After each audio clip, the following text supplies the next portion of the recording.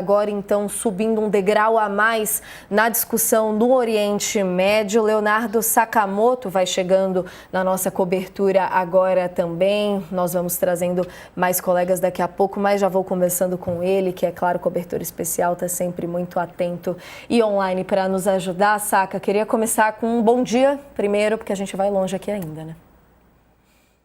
Bom dia, Nath. Bom dia para todo mundo que nos acompanha no UOL News. Bem, é claro, no limite do que pode ser bom dia com tudo isso que está acontecendo no Oriente Médio. Com certeza, Saka. E aí, para a gente retomar a conversa, mas organizar um pouco aqui para seguir em frente, a gente sabe que existia uma série de negociações entre Irã e Estados Unidos em torno da discussão nuclear, que é o argumento principal usado, pelo menos até o momento, pelos Estados Unidos para justificar esse ataque, estavam em curso.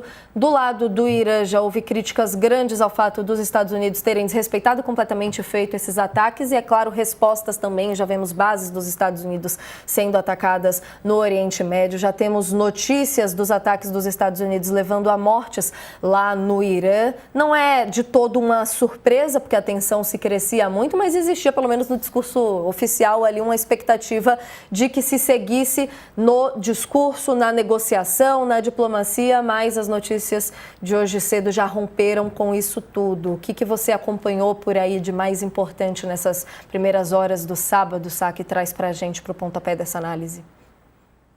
Nath, em primeiro lugar, é claro que a gente estava acompanhando. Desculpa, eu engasguei.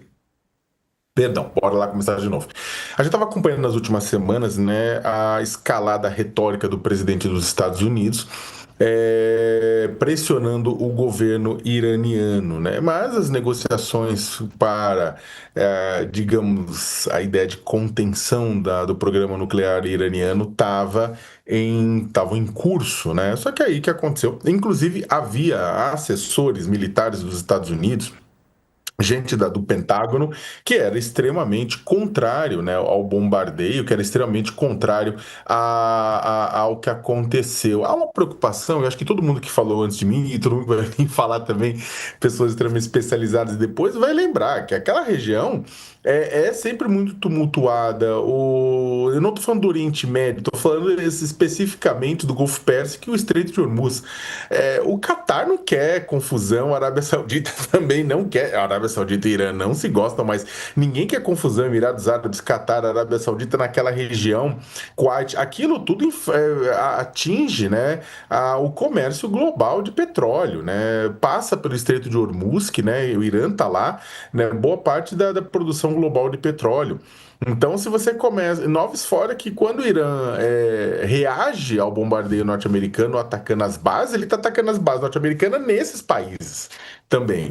E aí você tem aquelas fotos, tem as correrias, né, lá do Catar, tal, imagens de bairro rico do Catar, o pessoal correndo de um lado para o outro. E tem influência no governo norte-americano, né, o governo Qatari, né, os produtores, os ricos empresários do Catar.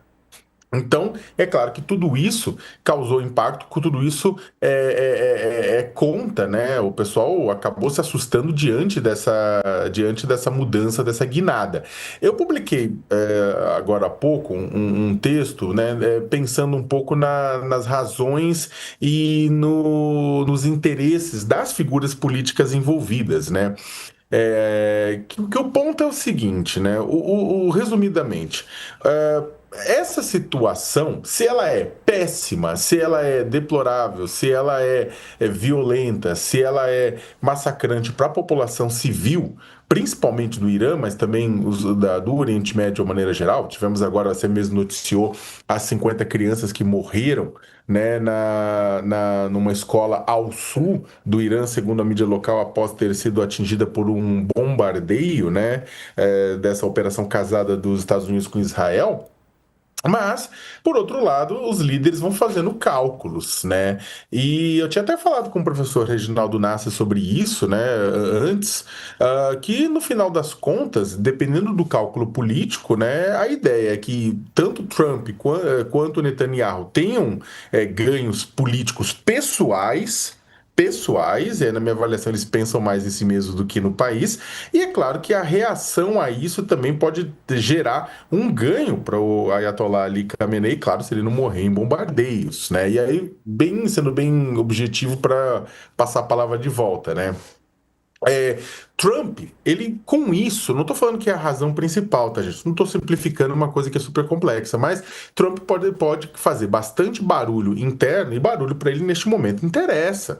Ele tem o quê? Uma situação da economia com inflação de alimentos, com hipotecas, tipo, atingida a classe trabalhadora, que é aquele grupo que saiu dos democratas e caiu no colo dele nas últimas eleições e para qual ele não deu um retorno ainda do porquê valeu a pena votar. Você tem as denúncias do Jeffrey Epstein, seu best friend forever, predador sexual, né? Você tem toda a crítica e os protestos nos Estados Unidos contra a política violenta de imigração relacionada ao ICE.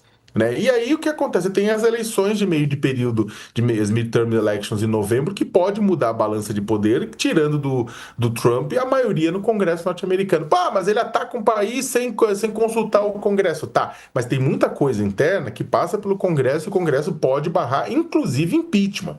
Inclusive impeachment, né? Se tiver maioria nas duas casas, né? E aí é o seguinte, foram 2 países bombardeados em 2 meses, né? A começar pela Venezuela. É claro que ele não vai bombardear outro em março, outro em abril, outro em maio, pelo menos a gente espera que não, né? Uma coisa é o Congresso norte-americano posteriormente fazer um debate e aprovar ou não esse bombardeio com relação à Venezuela e com relação ao Irã. Agora, com relação à Groenlândia e da Dinamarca, a história muda de figura, né? Aí o negócio é diferente, né? Então tem também os riscos internos, mas tem esse ganho para ele. Ao mesmo tempo, o regime comandado pelo Ayatollah Ali Khamenei está sob o maior risco desde a Revolução de 79. Você teve crise econômica interna, que deu o primeiro disparo, e o pessoal aproveitou e foi também às ruas por conta de protestos por liberdade econômica, liberdade social, liberdade de expressão, liberdade civil. Foi reprimido com um caminhão de mortes, um caminhão de execuções por parte do regime, né, de ataques do regime, mas isso aqui, o Irã não é a Venezuela, o Irã não cai assim de uma hora para outra, você tem uma estrutura, né, muito diferente, né, não é só substituir um e manter o sistema funcionando, tem uma estrutura lá. Então, o ataque, se por um lado traz dor e problemas estruturais, por outro, fortalece o discurso de ameaça externa que o regime iraniano vem usando desde sempre. Poucas coisas são tão abjetas para uma sociedade quanto uma escola de 50 pessoas de 50 crianças ir para os ares, bombardeada. Isso enfraquece o discurso, inclusive, da oposição. Neste momento, você tem uma identidade reativa do que os ayatollahs estão fazendo neste exato momento, né? É um óbvio ululante disso. E, para terminar, a minha avaliação, o maior beneficiário, contudo, de tudo isso é o premier de Israel, o primeiro-ministro de Israel, Benjamin Netanyahu.